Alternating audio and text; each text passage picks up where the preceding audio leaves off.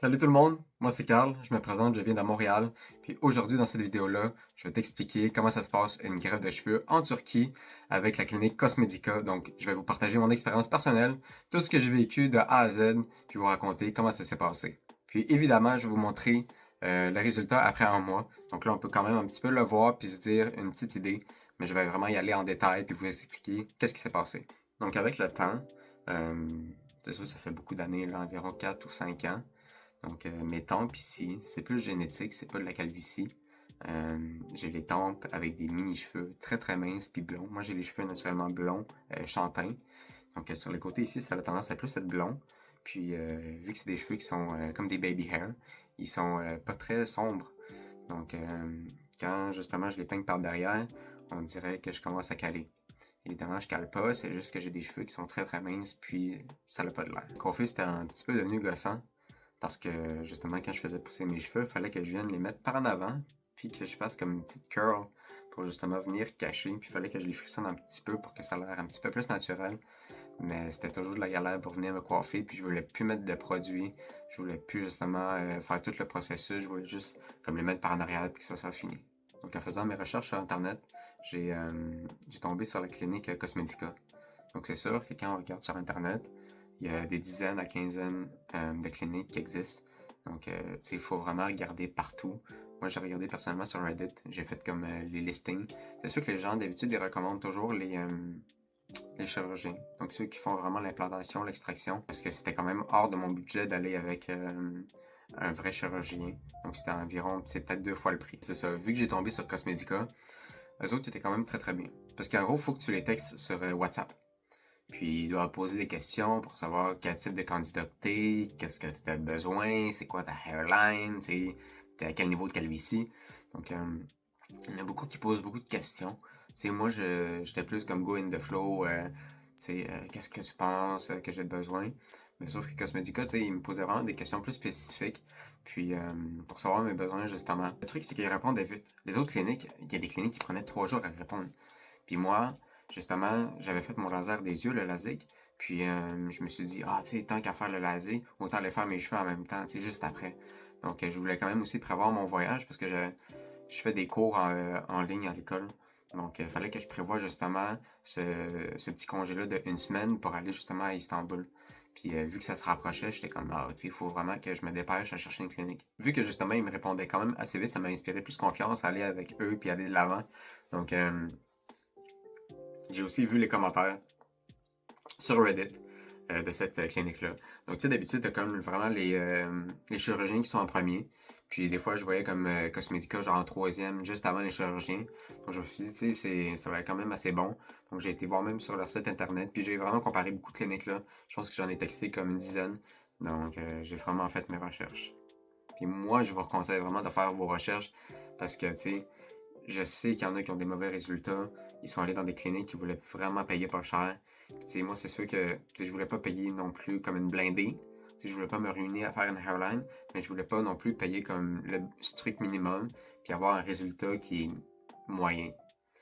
Fait que, moi, j'ai mis quand même un petit peu d'argent pour aller chercher une implantation qui est moins rough pour la peau, pour la guérison. Donc avant de partir, justement, je me suis bien organisé. J'ai fait une petite liste exhaustive là, des affaires que je voulais amener. Donc je partais 6 jours. Je me suis dit les 3 premiers jours, je vais regarder toute la ville, je vais aller faire toutes les mosquées. Puis vraiment regarder c'est quoi Istanbul. Donc tu sais, vraiment l'important, vu qu'il fait chaud là-bas, amène-toi quand même beaucoup de paires de sous-vêtements parce que tu sais, moi je transpire vraiment beaucoup quand j'ai chaud. Donc j'aurais dû apporter un petit peu plus. J'étais très très short. Euh, mais c'est ça, des vêtements, là, tu sais, amène-toi un petit peu plus que tu as besoin. Parce que quand tu pars aux alentours de septembre, là, les 30 degrés, ça fait quand même très très chaud, là. Mais aussi, amène-toi des médicaments, des Tylenol, parce que justement, changer le créneau d'horaire de 6 heures, c'est quand même rough pour bien du monde. Donc, amène-toi des pilules, des petits trucs comme ça pour les soins, justement. Donc, moi, je me suis apporté beaucoup de trucs d'hygiène aussi. J'ai peut-être un petit peu trop prévu, mais en tout cas, j'étais bien équipé, puis je me suis dit, tu sais, s'il y a quelque chose qui arrive, au moins j'aurai comme du stock euh, en masse. Là. En arrivant à Istanbul, j'avais prévu justement que la clinique vienne me chercher avec un taxi. Sauf que le problème, justement, dans cet aéroport-là, c'est que c'est énorme. C'est genre 5 fois Montréal-Trudeau. Donc je me suis dit, euh, c'est où?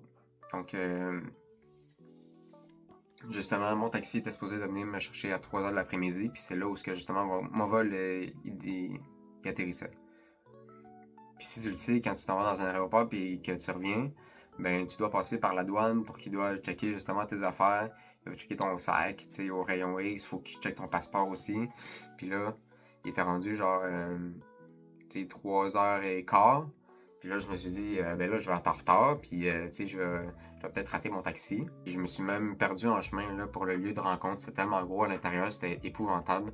T'avais des magasins partout, t'as des allées qui sont interminables, t'as des méga grandes allées qui s'en vont quasiment sur 1 kilomètre.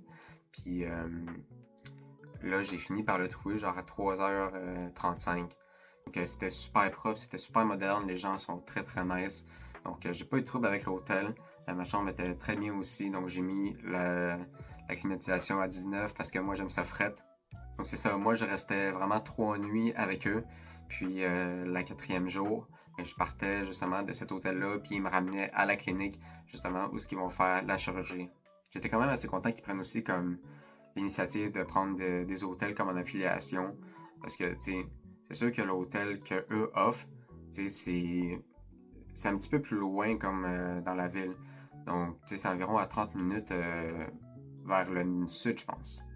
Donc, justement, si tu veux te déplacer et aller voir certaines places, si tu t'en vas directement à la clinique, ça peut être un petit peu loin.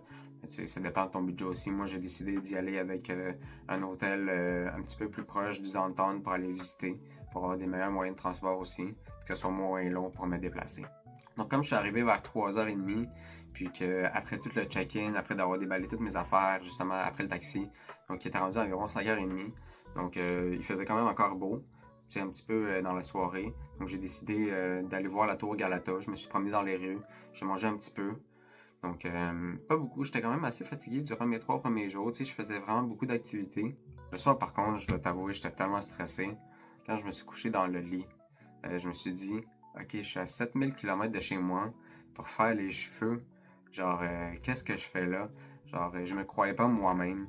Tu sais, je me suis dit, c'est complètement fou de faire ça. Je me suis dit, ah, mais genre, qu'est-ce qui te prend? Genre, c'est juste des cheveux, pis c'est juste ta hairline, tout le monde s'en fout. Tu sais, tout le monde s'en fout. Oui, c'est vrai. Tu sais, je vais pas le cacher. La plupart des gens que je côtoie, genre, ils s'en foutent royalement de genre, de quoi ça a l'air mes cheveux. Mais moi, si je me réveille le matin, puis je me regarde dans le miroir, puis que je suis content d'avoir une bonne hairline, genre, c'est ça qui va me rendre heureux, ben, je vais le faire 100%. Puis moi, je regarde vraiment pas. Donc, tu sais, j'avais vraiment le goût d'enlever cette pensée-là, de me lever le matin, puis toujours comme devoir me coiffer d'une certaine manière. C'est ça qui me tuait le plus. Puis justement, cette manière de penser-là, c'est quand même assez important. Il faut pas que tu le fasses pour les autres non plus, il faut que tu le fasses pour toi-même. Puis tu sais, je voulais justement avoir un style de cheveux différent, je voulais comme les mettre un petit peu par derrière. Donc j'ai vraiment fait ça pour moi-même. Finalement, j'ai réussi à dormir, mais cette nuit-là, c'était vraiment un mélange de fatigue puis de stress. Donc, puis aussi, il fallait que je me lève tôt le lendemain parce que je voulais justement visiter les mosquées. Donc, j'ai eu peut-être un petit 4-5 heures de sommeil là. Donc, après d'avoir visité pendant 3 jours les mosquées, toutes les kits, donc ils sont venus me chercher à 5 heures le matin. Donc, j'ai dû me lever à M4 pour me préparer. J'étais super fatigué. J'avais fait des grosses activités là, pendant les 3 jours. J'ai été sur l'île, j'ai été faire du vélo à genre 30 degrés, c'était fou. Euh, fait que là, le chauffeur, il m'attendait justement avec un sourire, là. Il a pris mes sacs, il m'a tout aidé à mettre ça dans la vanne. Donc encore, c'était comme le même type de vanne qui est venu me chercher à l'aéroport.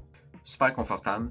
Donc après 3 journées d'attente, là, j'étais enfin, j'avais hâte d'arriver à la clinique, là, puis justement de rencontrer tout le monde, puis de faire ça, là. Donc en arrivant là-bas, c'était très organisé. On m'a accueilli, puis on a fait remplir justement des formulaires de consentement, les garanties, tous les risques. Ça, c'est normal. Faut qu'ils fassent ça pour tout le monde. Ils m'ont fait les tests sanguins, ils ont pris des photos.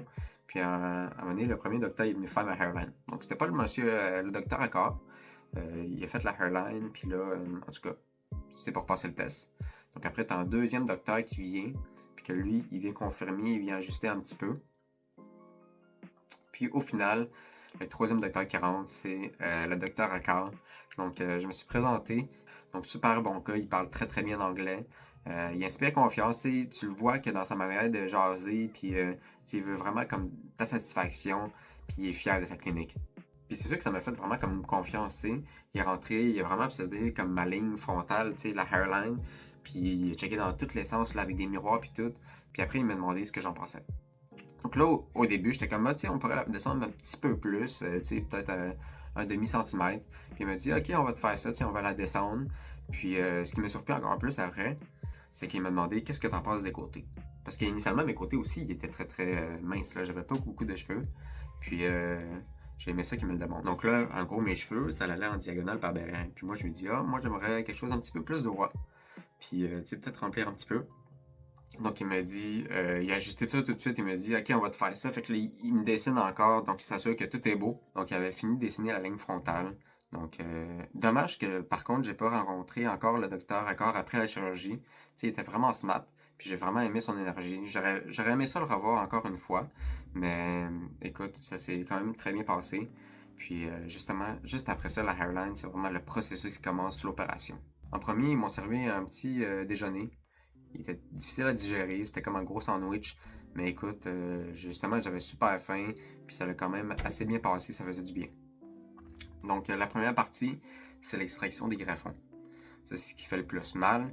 Donc, je vous dis, ma douleur, des fois, ça pouvait aller à 8 sur 10. Donc, surtout quand il piquait comme derrière la nuque, là. Ça, c'était le pire.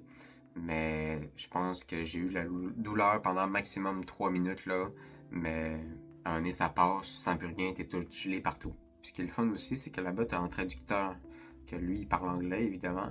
Mais parce que toute l'équipe, elle parle tout turc, tous ceux qui font la chirurgie.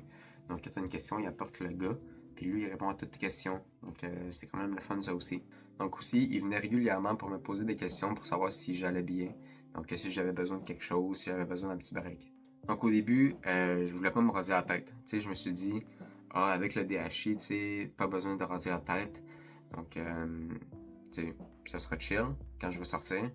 Mais sauf que quand ils ont rasé la zone donneuse ici, tu sais, mes cheveux ils étaient relativement devenus un petit peu longs. Tu sais, j'avais essayé de prévoir en conséquence la coupe de cheveux. Donc, justement, quand ils ont rasé toute la zone donneuse, j'ai vu un massacre. J'ai vu la pire coupe de cheveux que j'ai eu de toute ma vie. Puis, c'est là que j'ai dit au gars, rase-moi ce champignon-là, parce que c'est clair que je veux pas avoir ça. Puis aussi, pendant l'opération, il y avait un petit peu de musique. Donc, j'essayais de rester relax. Il y avait les filles qui parlaient turc. Donc, c'était dur de dormir. Par contre, là, des fois, tu avais des spots qui faisaient un petit peu plus mal. Surtout parce que durant l'extraction, tu es comme couché, puis tu as la tête vraiment sur le côté, tu es couché sur le ventre. Donc, c'est dur de tenir la position. Tu sais, t'as des mal dans le cou. Donc, des fois, quand tu es couché, tu as comme une table de massage, genre. T'as comme la tête, justement, comme fermée. Puis là, tu peux essayer de dormir un petit peu plus. Mais quand tu tournes la tête sur le côté, ça, c'est impossible, là. Donc, faut oublier ça. Par contre, pendant l'implantation, là, tu peux dormir un petit peu plus parce que t'es toujours couché sur le dos. Donc, c'est là que tu peux comme vraiment faire, surtout qu'ils te bandent les yeux. Donc, tu peux rester couché puis juste comme t'endormir un petit peu. Donc, il y en a qui ont essayé de dormir, ils ont réussi, mais pas moi, personnellement. Donc, dans le lobby, j'ai parlé avec deux gars de Los Angeles. Donc, j'ai eu des très bonnes conversations avec eux. Ils étaient quand même relativement jeunes aussi. Un petit peu plus vieux que moi. Moi, j'avais 23. Puis eux, ils ont eu 30, 35. Donc, tu sais, quand justement on revenait de chirurgie, on se posait des questions. Ah, ça t'a-tu fait mal, ça? Blablabla. Donc, tu sais, on jasait, on discutait un petit peu. Après cette phase-là, t'as la pause dîner. Donc, puis après, c'est l'implantation. Le dîner, c'était un petit peu dur à manger. Tu sais, c'est des plats qui sont très très simples. Ce que je veux dire par là, il y a de l'assaisonnement, il en manque un petit peu. Tu sais, c'est sûr qu'il faut qu'ils restent général avec leurs plats parce que les allergies, les trucs comme ça, donc les œufs, tu sais, on oublie ça. Mais écoute, j'ai mangé un petit peu, puis justement, le gars à côté, moi j'ai eu de la misère à manger, tu sais, c'était quand même très très tôt, j'étais fatigué. Donc le gars à l'autre côté, il me dit, ah ouais, vas-y, mange, tu sais, ça va te faire du bien. Donc c'était le fun justement d'avoir comme des petites connexions comme ça avec ces gens-là.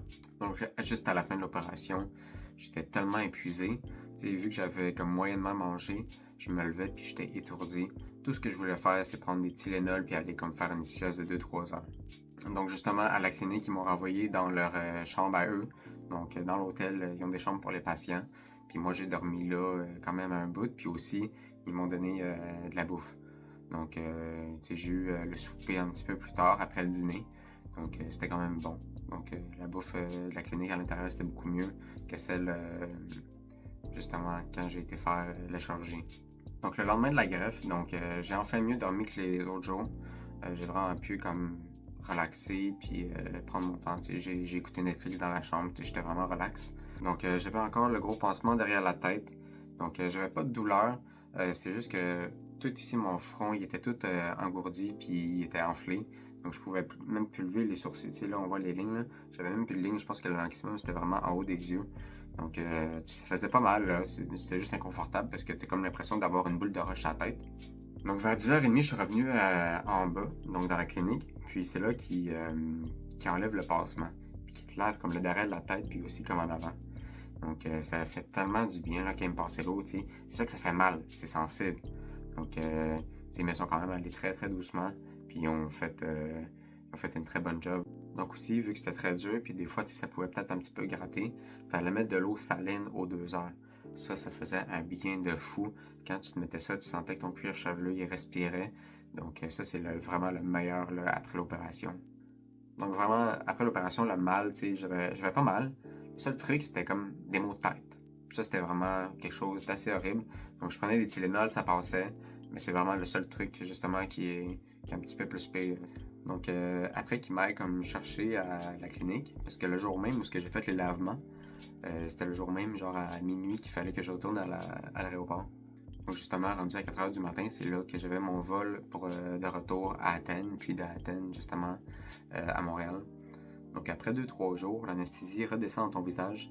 Puis, en gros, mes paupières ici, tout dans cette partie-là, puis à côté du nez, en bas ici un petit peu, c'était gonflé. Donc, tu sais, quand l'anesthésie redescend, c'est comme du genre de jus, là. Donc, j'avais vraiment du mal à respirer aussi la nuit. C'était pas douloureux, mais c'était très inconfortable. Tu voyais même plus, c'était comme tellement gonflé, j'avais quasiment comme l'œil bridé. Donc, tu sais, puis t'avais comme des sécrétions. Donc, tu sais, moi, c'est vraiment le seul truc. Mais sinon, tu sais, c'est quand même tolérable. Donc, après une semaine, ça allait déjà mieux. J'attendais le jour 8, parce que le jour 8, c'est très important, c'est là où tu enlèves tes croûtes. Puis les croûtes, je te tenais de les avoir. Donc, c'est assez difficile d'enlever les croûtes. Tu sais, moi, j'avais des grosses plaques, puis il faut vraiment que tu viennes masser, puis t'as peur, justement, d'arracher tes cheveux. Mais non, tu les arraches pas, c'est juste qu'il faut vraiment que tu prennes ton temps, puis tu viennes masser pour justement rendre cette croûte-là assez molle pour qu'elle puisse s'enlever. Donc moi, ça m'a pris au moins 6 ou 7 massages là, sous la douche. Pas de l'eau chaude, de l'eau tiède. Puis justement, avec le shampoing, là, tu masses très très doucement, puis ça part quand même assez bien. Donc en gros, pour comme les 3 premières semaines, il faut que quand tu prends ta douche, tu tapotes tes cheveux. Fait que, tu sais, il faut vraiment faire attention parce que tu veux pas abîmer justement les greffons qui sont peut-être encore un petit peu sensibles. Et puis aussi, après 3 semaines, j'ai commencé, quand je faisais comme des petits massages avec le bout de mes doigts, tu sais, je voyais des cheveux comme sur mes doigts, puis là, je me suis dit, oh my god, mes cheveux commencent à tomber. Puis ça, c'est normal. Tu sais, moi, j'ai perdu peut-être environ 60% de mes cheveux, donc à ces endroits-là. Mais c'est normal, puis il faut juste être patient. Donc c'est sûr que là, après un mois, tu sais, ça n'a pas encore repoussé, donc ça va être pour le mois prochain ou dans 2 mois. Donc ma tête est encore très sèche, là. Des fois, ça gratte. J'ai des petites pellicules, là, donc j'essaie de me mettre un petit peu de la lotion. Pas beaucoup. Tu sais, tu t'en mets ses mains, puis tu viens juste tapoter un petit peu. Tu essaies de pas trop en mettre. Puis comme on peut voir, là, mes tempes sont encore un petit peu plus rouges. Donc on peut bien le définir, mais tu sais, ça va devenir environ comme ça aussi au milieu, là, dans ces coins-là. Donc là, c'est sûr que vu que c'est la fin du premier mois, là, je vais commencer le shampoing anti-hair loss, puis aussi le sébum. Donc ça va vraiment aider pour laisser les cheveux absorber justement ces produits-là, puis pour pas que ça retombe.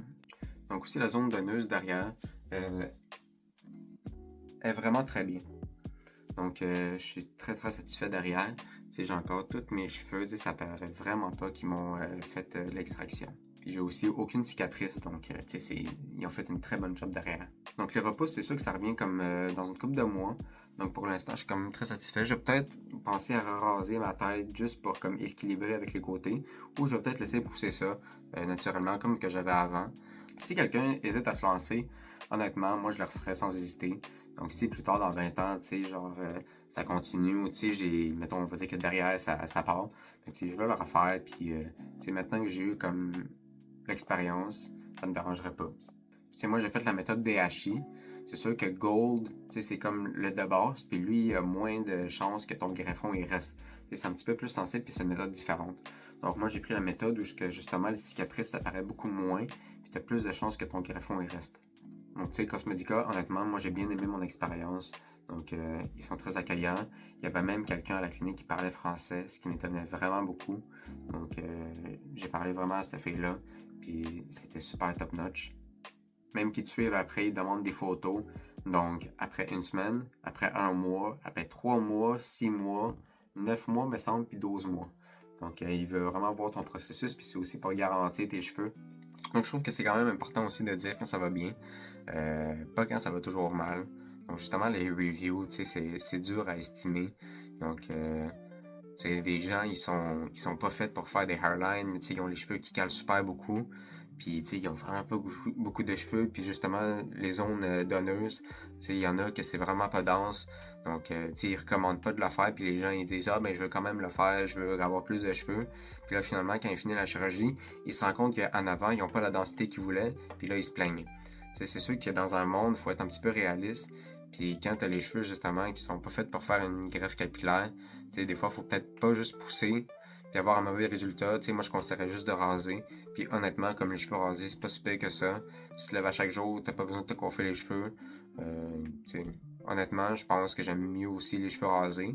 Mais évidemment que je vais me les laisser pousser parce que j'ai pas fait ça pour rien non plus. Tu sais, c'est juste que c'est un look temporaire, donc tu sais, je m'habitue, mais c'est quand même très bien. Donc, tu sais, tout s'est bien passé. J'ai pas eu vraiment de problème avec la clinique. Tu sais, j'ai vraiment bien aimé leur service, puis justement, la chirurgie. Moi, je vais répondre à toutes les questions en commentaire. Je vais répondre aussi aux questions en privé. Donc, on va se retrouver le prochain mois, donc le mois 2 pour l'update. Donc, ce qui se passe avec mes cheveux. Puis, je vais vous tenir au courant. Je vais répondre à tous les commentaires comme je vous dis. Puis, donc, je vais faire une autre vidéo un petit peu moins longue que celle-là parce que ça va résumer plus ce qui se passe dans le mois 1 puis dans le mois 2. Tu sais, là, je fais vraiment du mois 0 à mois 1, donc il s'est passé vraiment beaucoup de choses vu le voyage. Donc, c'est sûr que la vidéo en prend un petit peu plus de temps. Donc, je vous retrouve pour une prochaine vidéo dans le mois 2 où ce que je vais faire la comparaison entre mes cheveux maintenant puis les cheveux dans 30 jours. On se retrouve à la prochaine.